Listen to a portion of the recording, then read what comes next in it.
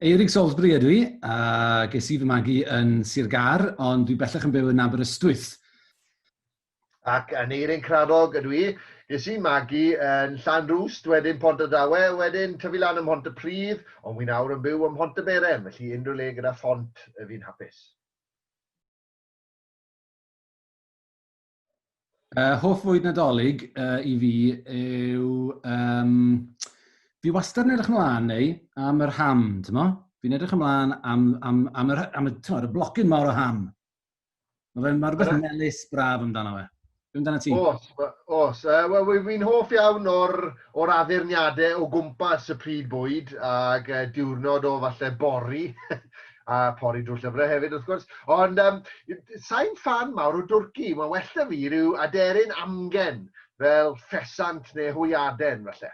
Ie, dwi ddim yn fan mawr o dwrci, waith i fod yn deg. Ond ti'n meddwl, mae pawb yn lladd ar y sprouts. Dwi'n joio sprouts. Joio sgewyll. Y ffordd i wneud nhw hyd yn oed yn hyfrytach yw i ffrio nhw mewn menyn ar ôl i ti ferwi nhw. Neis. Fy hoff lyfr neu awdur ar un mwyaf dylanwadol falle arna i, fysa ni'n gweud Dick Jones. Fi wastad yn meddwl at gyfrolau Dick Jones. Be amdano ti'n neud? Ond ni'n mynd i weid Dick Jones, fi'n credu. Sgubor Storos. Enwedig y gerdd Miserere.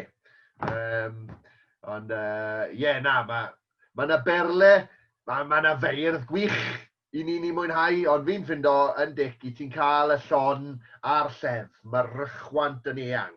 Felly mae yna rhywbeth ar gyfer pob math o fwd i ti yno fe.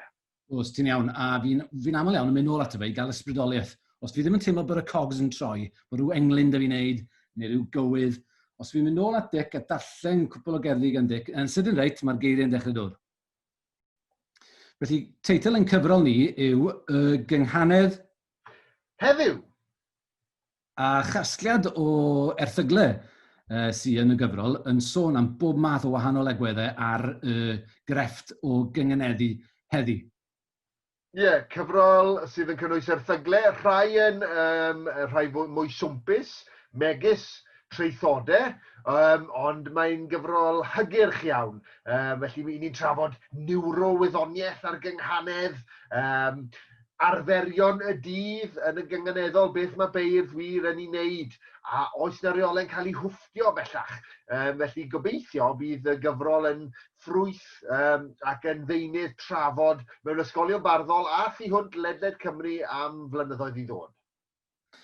Ti a fi neu, wrth gwrs, sydd wedi golygu'r gyfrol yma, ond wrth gwrs nid dim ond ni sydd yn y gyfrol ei hun. Mae yna bob math o wahanol bobl yma hefyd.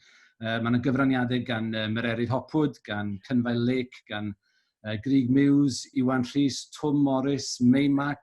Maen nhw'n niferus iawn. Tudur Hallam, Alan Llwyd, Myrddin Ap Dafydd, yr Archdderwydd, Idris Reynolds, i enwi dim ond rhai. A pidwch poeni os ydych chi ddim yn hollol siŵr beth yw'r gynghanedd a sut i gynganeddu, mae yna ganllaw hylaw a hwyliog yng nghefn y gyfrol ar eich cyfer chi, yn ogystal a geirfa hefyd, geirfa lawn i fyd Cerdafod. Wel, gan bod y gynghanedd heddi yn gyfrol go swmpus o 200 o dudalennau, ac mae'n trafod pob math o agweddau ar y gynghanedd, anheg fydda i ni ddarllen ohono gan anwybyddu yr elfennau eraill fydde ddim yn cael sylw. Felly fe fodlonwn ni ar ddatgan englyn nadoligedd yr un. Gen i, ni all Herod wr lloerig, na'i filwyr drwy fawl y Nadolig, ddiffodd seren arbennig, nad yw'n dial, nad dawn byd. Neis iawn, neu. Dyma englyn gen i hefyd, sef doethion. Profi'r geni ganwaith. Dyroi ni drwy'r niwl ran o obaith diamod tri chydymaeth, un nos olain dechrau'r daith. Wel, wrth edrych ti ar dyfodol, dwi'n meddwl mae'r un o'r pethau pwysica allwn ni gadw mewn cof yw pa mor bwysig yw llyfrau. Ewch mas i brynu pob llyfr, yn cynnwys un llyfr ni wrth gwrs, ond gymaint o lyfrau medrwch chi, prynwch nhw oherwydd gewch chi ddim ffrindiau a chymdeithion gwell mewn cyfnod o bandemig na mewn gwirionedd unrhyw gyfnod. Felly, llenwch eich tŷ a llyfrau. Clywch, a chadwch bellter, a chadwch yn saff. Nadolig llawen i chi gyd. Nadolig lawen, diolch, anol.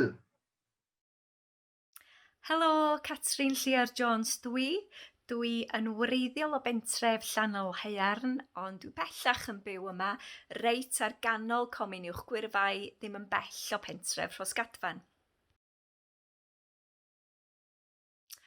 Ffaith diddorol amdana i, mi ges i unwaith y pleser anisgwyl ac eitha bendigedig o goginio mwys siocled cartref ar gyfer yr actor diweddar Alan Rickman. A stori arall ydi honno. Fy hoff fwyd dolig i heb os ydi pwdin dolig. Dwi yn gorfod cyfadda nad os gen i ddim wastad lle ar ei gyfer o ar ôl bwyta cinio dolig, ond dwi yn hoff ohono fo. A dwi'n hoff o'r ddefod hefyd yn rhaid chydig bach o frandi ar ei phen hi, a goleuo hi efo matchan a gweld hwnnw'n llosgi. Mae o'n beth braf iawn a mae o'n rhywbeth eitha traddodiadol. A mae siŵr gen i pan mae'n dod at Nadolig, dwi yn berson eitha traddodiadol. Dwi'n licio hen arferion ac ati. Felly, fi ydi awdur hon, sef Adar o'r Unlliw. Hon ydi fy nofel gyntaf fi, wedyn profiad hollol newydd i mi ydi hyn a deud y gwir. Dwi wedi cael pleser mawr yn sgwennu'r nofel, ac wedi cael pleser mawr iawn hefyd o dderbyn ymatebion pobl tuag ati hi. Mae wedi bod yn siwrna anhygoel o ddifyr i mi. Dwi rwan am ddarllen pwt bach i chi o'r nofel. Doedd lolfa aelodau yn y clwb golf heb newid dim ers y 70au. Roedd o'n odidog. Fanor oedd Anti Gwynedd pan gyrhaeddodd negeseuon testun lliwgar lleici. Roedd wedi gosod ei hun ar gopa stôl dal ar bwys y bar, a bochau chwyddiedig ei ddyn yn ymladd ei thrwsus linen gwyn ac yn bolio dros y mylon y stôl. Yng nghwmni gwraig y cadeirydd roedd hi, y ddwy yn clochda'r yn oriog, ond diglem am the benefits of a Conservative government, rhwng cegiadau o gin and orange. Hoffai Gwyneth wneud ffys pob tro y cannau ei ffôn, rhag i neb feiddio amau ei phoblogrwydd. Wrth reswm roedd y ffôn diweddaraf ganddi, yn disgleirio mewn cas euraidd a di chwaith, wrth ei hymyl ac yng ngolwg pawb ger y bar. Roedd amlygrwydd ei ffôn yn angenrheidiol, rhag i lleici pingio i grybwyll lle bod hi'n sipian Prosecco efo Sara Elgan, neu pôn Stan Martinis efo Stephen Parry. Datganiadau oedd yn rhy felys i beidio ei rhannu'n gyhoeddus. Doedd o'm yn syndod felly iddi fod wedi dechrau llafarganu "O, lleics ni" dros y lle, pan hysbysodd ei ffôn hi fod na neges. Wel, diolch yn fawr iawn i chi am wrando arnau yn malu yn fan hyn. Dwi yn gobeithio geith pob un ohonoch chi Nadolig hollol fendigedig y flwyddyn yma, beth bynnag fydd eich cynlluniau chi. Da ni wedi cael blwyddyn eitha heriol a dwi'n gobeithio newch chi ffendio llawenydd a hapusrwydd a chariad Dolig hwn. Tara! Helo, Duncan Brown ydw i. Ges i'n magu ym Mhentra Waun Fawr ac yno ydw i byth. I mi dreulio chydig dros 20 mlynedd hyd y byd. Dwi erioed wedi bod yn rhy siŵr beth dwi'n neud efo fy mywyd. Dwi'n 73 mlwydd oed erbyn hyn, a dwi dal ddim yn siŵr. Mae fy hoff atgof nodeligaidd ydy cael het Davy Crockett. The het Davy Crockett arbennig iawn yn anreg Nadolig pan o'n i'n tua 9 oed, oedd wrth modryb fy met i drws nesa. Gafodd oen hefyd, fo gafodd yr un gora, dal i fynd dan yn rhoi'n un istel bach. Arwr o Wild West, a'n farwolwyd gan Hollywood yn y 50au oedd Davy Crockett, ac yn eilyn i bob hogyn bach y cyfnod. Wisgai het o ffwr a cwn a chynffon fodrwyog yn hongian ohono, a honno'n disgyn dros yr ysgwydd yn swanc i gyd. A beth oedd mor arbennig am fy het, cynffon llwynog go iawn oedd ganddo fo. Roedd hi'n noblach het na'r un arall a welais hyd yn oed yn y ffilms. fy hoff llyfr neu awdur. Fy hoff llyfr bob amser pan mae pobl yn gofyn y cwestiwn yma ydy, wel, y llyfr diweddara dwi wedi fwynhau ynde. A hwnnw ydy, yn yr achos yma, rwan, ydy Guns, Germs and Steel gan yr Americanwr Jared Diamond. Mae'r llyfr yn cysialu gyda môr o dystiolaeth yr hyn dwi wedi ama ers blynyddoedd, sef bod gwersi hanes yn yr ysgol ddim yn chwartar, ddim yn 1% o hanes go iawn. Mae'n anwybyddu yn llwyr ei bywyd drwy'r oes ceri, a'r holl oesoedd yn arwain at oes y papur a'r pin sgwennu. Hanes yn yr ysgol ydy hanes llyfrau, dim mwy, dim llai. Ac mae'n anwybyddu, neu'n hiliol hyd yn oed, tuag at bobl digon llwyddiannus a dau byd sydd wedi aros yn helwyr neu yn nomadiaid neu'n ffermwyr bychan anllythrenog hyd yn ddiweddar. Maen nhw'n bobl hefyd. Mae'n fraint ac yn blesar bob amser felly, darganfod awduron o weledigaeth mawr am y tro cyntaf, a dydych chi byth yn rhy hen i gael y profiad hwnnw.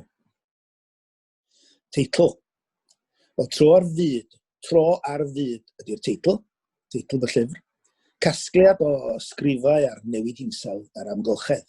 Llyfr biwgraffiadol yn y bon, yn ôl rhain y syniadau sydd wedi fy nghyffroi dros 70 mlynedd ar ôl gwrando ar bobl ddwythoch na fi neu darllen ei gwaith. Yr argyfwng mwyaf sydd wedi dod i ran plant dynion erioed yw'r argyfwng newid hinsawdd. Mae'n bygwth ein holl fodolaeth. Dim ond yn ddiweddar ac yn ara deg iawn mae o wedi cael ei gydnabod o gwbl, ond bu'n cyniwair dros 2 ganrif. Rhywadwaith ydy fy llyfr i'r duedd gyffredin i weld natur fel y mae rwan yn unig. Rydyn ni'n rhy barod i anghofio bod gorffennol a dyfodol i natur. Mae'n rhaid deall prosesau amser a newid i ddeall natur. Gallwn werthfawrogi hyn nid trwy wyddoniaeth a ffeithiau yn unig, ond trwy gelf, 2 ochr yr un geiniog yw gwyddoniaeth a chelf, neu edrych ar y byd trwy ddeipen y telisgop. Cefais y fraint o gael coleg gwyddonol a chelfyddydol, ac mae'r naill yn gwyleuo'r llall i mi. Mae rhai o'r ysgrifau yn y llyfr yn adlais o hyn. Ac mae'r trafferthion rydyn ni'n gael i wir dderbyn newid hinsawdd yn deillio o'n hanallu i dderbyn newid, ac i dderbyn bod natur yn gwbl ddifatar o'n tynged ni ar y blaned hon. Mae derbyn hynny yn groes i'n natur ni, ddweud y gwir. Da ni'n rhy barod i feddwl i bod ni'n sbesial, a dyda ni ddim. Dyna'r cyd-destun, a rydw i wedi ceisio lapio materion o'r pwys mwyaf yn fy marn ni mewn parsel o straeon difyr gogleisiol a bachog. Dewch chi'r prynwr benderfynu os wedi di llwyddo neu beidio. Dwi am darllen rhan o'n ngwaith i rwan, lle. Di dewis un o'r ysgrifau, dim ond yng Nghymru fach a gyhoeddwyd ar y 9 Fedi 2009. Fel yr hogia sy'n ti'n droi o gwmpas y bystop ar ddiwrnod glawog, a'i felt tips yn boeth yn barod yn ei dilo. Felly hefyd griw diflas o ysbeilwyr o'r north, a fy'n ymochel rhag y glaw i drigaredd 1,500 o flynyddoedd yn ôl, y meddrod cyn hanesyddol Maes Haw neu Meis Haw ar un o ynysoedd erch yr Alban. Yno mae olion graffiti mewn ysgrifen rwnig wedi naddu ar un o'r cerrig mewnol. Perwyl y cofnod oedd bod Gwrwn Hilda, Diwswedes Landeg yn dipyn o bisin a bod y milwr ieuanc oedd yn hiraethu am ei gartref yn dyheu am ei gweld yn fuan. Dro arall, wrth i mi sefyll am trwyn at y wal o flaen y porslen yn un o lefydd 6 Gwalia Wen, gwelais y graffiti canlynol gan un o feibion myddrwg yr ardal. Ynys Môn, lle am dwrw a cwrw, oedd y negas. Ond yn ddiweddarach, cywirodd cyfaill arall y gair cwrw i chwrw, Ynys Môn, lle am dwrw a chwrw, wrth gwrs, gan ychwanegu mewn uwchnodyn twpsyn. Neges wrth edrych i'r dyfodol. Wrth edrych yn gywir ar ein gorffennol, ydyn ni'n fwy tebyg o fynd ymlaen i'r dyfodol gyda hyder a balchder a gofal am eraill. Yn wir, rydyn ni'n fwy tebyg o gael dyfodol drwy'n wneud hynny. Felly, os gai orffan gan ddymuno Nadolig llawen i bawb, A gobeithio gewch chi Nadolig hapus yn mynd i wedd newid eich ffordd o edrych ar y byd. Diolch yn fawr. Yn enw i yw Eleanor Wyn Reynolds. Ges i magu yng Nghaerfyrddin a dwi'n byw yng Nghaerfyrddin. Boring, falle, ond dwi wedi bod i lot o lefydd eraill yn y cyfamser. Mae gen i 2 coes. Fy hoff atgof nadoligaidd yw un flwyddyn, o'n i eisiau dol am Nadolig, ac mi ges i ddol Tiny Tears. Oedd yn crio ac yn pisio. A ges i Nadolig briliant yn Nadolig hynny, a dwi'n sylweddoli nawr o gael plant, actually. Mae gen i 2 ddoli byw, neu mi oedd pan o'n nhw'n blant. Felly, wy'n heiddi popeth fi'n cael. Dwi'n meddwl, mae 'na 2 awdur sydd wedi cydio yn ychymygu o ran sgwennu fy hunan. Y cyntaf yw Max Porter, sydd wedi sgwennu cyfrol o'r enw Grief is the Thing with Feathers. Mae'n stori am ddyn sydd yn colli wraig, mae hi'n marw, a mae e'n magu i meibion ifanc ar ei ben ei hun. A mae yna fran yn dod i fyw ato fe, tra bod e'n y broses o alaru. Mae wedi sgwennu ar ffurf cerdd, mae'n fywiog, mae'n amharchus, mae'n ddoniol, mae'n ddifrifol, mae'n ddirdynol, mae'n gyfrol ardderchog. A'r awdur arall dwi'n hoff iawn o'i gwaith hi, sydd hefyd wedi dylanwadu arna i o ran sgwennu ffantasi a rhywbeth felly, yw Angela Carter, sydd yn nofelydd ardderchog, cyfrolau fel The Magic Toy Shop a Wise Children, a The Bloody Chamber sydd yn gyfrol o straeon byrion. Does na ddim diwedd i'w dychymyg a'i gallu hi i greu rhywbeth mas o ddim byd. Teitl y gyfrol sydd gen i eleni yw Llyfr Bach Nadolig, ac mae e fel y paint yna neu'r varnish yna o'ch chi'n gallu prynu oedd yn dweud, it does what it says on the tin. Mae'n gyfrol fechan sydd yn llawn o bytiau nadoligaidd. Mae yna gerddi, mae yna ddarnau o ryddiaeth. Pobl, beirdd, llenorion, gorau Cymru yn rhannu i hatgofion a'i profiadau nhw o nadoligau, a fi ac a fydd o bosib. Mae'n gyfrol sy'n hwyrus, mae'n gyfrol ddoniol, mae'n gyfrol ddifrifol, mae'n gyfrol sydd yn dod â blas yr ŵyl i ddarllenwyr. Ynghyd â lluniau hefyd, mae yna ffotograffau o bob cyfnod yn y gyfrol. Mae'n wneud i chi deimlo'n nadoligaidd. Beth sy'n well, yma? Coeden Nadolig. Fesul darn, rho wisg arni, dyro ser yn drysorau drosti. Un bore, cei i brig hi, a golau'r ser di gwelwi. Dwi jyst eisiau dymuno Nadolig llawen i bawb sydd eisiau cael Nadolig llawen, a rhai ohonoch chi sydd ddim, wel pidwch. Fy enw i Hugh Jones ac mi ges i fy magu yng Nghaerdydd a dwi'n byw yn Llandwrog, ger Caernarfon. Mod i wedi canu flynyddoedd yn ôl, dwi eisiau bod yn Sais ac gwneud dipyn o joc o'r syniad yna. Y ffaith ydy, mi ges i fy ngeni ym Manceinion. Felly mae gen i'r hawl, tasau gen i'r ddawn, i chwarae pêl-droed neu rygbi i Loegr yn ogystal ag i Gymru. Tua diwedd y 70au, dechrau'r 80au, roedd yna nifer o ffrindiau ohonon ni yn mynd am dro ar ôl cinio Nadolig i lawr i bentre Nant Gwrtheyrn, fel oedd o ar y pryd yn adfeilion i gyd, ac mi roedd yr awyrgylch yn hudol os oedd y tywydd y go lew. Erbyn hyn, dwi'n falch o fod yn un o ymddiriedolwyr Nant Gwrtheyrn sydd yn helpu i wneud y lle erbyn hyn yn lle bywiog sydd yn dysgu'r Gymraeg i gannoedd o bobl bob blwyddyn. Mae fy hoff awdur i'n tueddu i amrywio gyda'r blynyddoedd.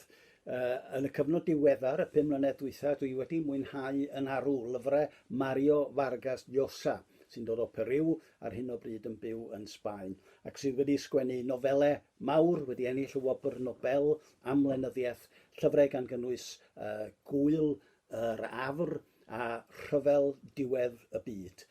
Mi fysawn ni'n ei argymell nhw i bawb. Teitl yn llyfr i ydy Dwi isio bod yn ... sef dilyniant. Wel, hunangofiant ydy'r llyfr, yn trio dilyn trywydd gyrfa yn fwy na dim, a syniadaeth yma o be oeddwn i'n meddwl oeddwn i eisiau bod, a sut ddaru hynny weithio allan yn y diwedd. Dyddiau cynnar yng Nghaerdydd, wedyn ymweld â gwledydd newydd, trwy gyfrwng ieithoedd oedd yn bwysig iawn i mi, dyddiau cynnar sain, ac wedyn tir glas a barcud yn gwmnïau newydd yn y diwydiant teledu annibynnol yn y gogledd, cyn symud ymlaen drwy ddyddiau yn S4C yn y 90au a'r cyfnod wedi hynny. Os oedd hanes yn Cardiff High School yn wael, roedd yn addysg ar uchel o'i chymharu ar hyn oedd yn cael ei chynnig ar gyfer y Gymraeg. Yn y flwyddyn gyntaf, roedd pawb yn gorfod cymryd Cymraeg am 1 neu 2 wers yr wythnos. Gweithaf holl ymdrechion Bryn Taf, mi roeddwn i yn cael yr 1 wers yn union ar 32 o fechgyn eraill uniaith, a'r wers honno yn seiliedig ar ddysgu Cymraeg yn y modd mwyaf dienaid ac aneffeithiol. Repeat after me, redaf, ready, red, redwn, redwch, redant, ac felly yn y blaen. Roedd gwell siawns gan Ladin i gael ei hystyried yn iaith fyw. Y canlyniad, wrth gwrs, oedd bod bron pob disgybl yn gollwng y Gymraeg cyn gyntedd ac cael hawl i wneud hynny. Felly mae eithriad prin oedd y rheini fel arfer ar rhyw gysylltiad y tu allan i'r ysgol oedd yn mynd ymlaen i wneud Cymraeg ar gyfer lefel O. Mi nath na ddigwyddiad mewn perthynas â'r Gymraeg mewn gwers arall adael i ôl hefyd. Mewn dosbarth Saesneg yn Ffom 4, aeth yn drafodaeth am darddiad rhyw ymadrodd neu gilydd, ac mi fentres uneg yn ei cymhariaeth gyda rhywbeth yn y Gymraeg. Oedd ymateb dirmygus ac amherthnasol yr athro, "The Welsh language will be dead within 50 years." Caing heg wnes i, ond cyn diwedd y wers, mi roeddwn i wedi dod i'r casgliad tawel yn pendant i fod o'n anghywir, oherwydd roeddwn i'n gwybod fod yn plant i yn mynd i siarad Cymraeg. Wel, un neges wrach sy'n gen i wrth feddwl am y dyfodol yn y byd llyfrau, ydy yr angen am lyfrau llafar. Ac gyda chymorth o Lolfa, da ni wedi gwneud fersiwn lafar o'r llyfr yma. A mae'r rheswm dwi'n meddwl i bod hi'n bwysig ydy i ddechrau dwi'n meddwl fod yna bobl sydd yn rhugl yn y Gymraeg ond sydd ddim wedi arfer darllen Cymraeg. A dwi'n meddwl felly bod cael llyfr y gallwch chi wrando arno fo yn hytrach na i ddarllen yn mynd i fod yn estyniad i'r farchnad os liciwch chi sydd ar gael ar gyfer llyfrau Cymraeg. Hefyd, wrth gwrs, mae pobl sydd â diffygion golwg. Mae llyfrau llafar yn ofnadwy o bwysig iddyn nhw. A'r trydydd categori o ddefnyddiwr posib ydy'r bobl rheini sydd yn teithio. Fwy o hynny yn y dyfodol ac sydd ar hyn o bryd, mae'n debyg. Ond pobl sydd yn ei ceir am oriau hir, wel mae cael llyfr llafar yn gallu bod yn bleser mawr wrth i chi fynd o le i le. Dwi'n gobeithio felly y byddwn ni yn Gymraeg yn gwneud mwy o hyn fel y barfarchnad Saesneg wedi gweld y cyfle a'r galw amdano fo, y bydd hi'n bosib i ni gael cyflenwad ffyniannus o lyfrau llafar Cymraeg yn y dyfodol. Ac a'i ddymuno Nadolig llawen iawn i'r holl eisteddfodwyr rhithiol.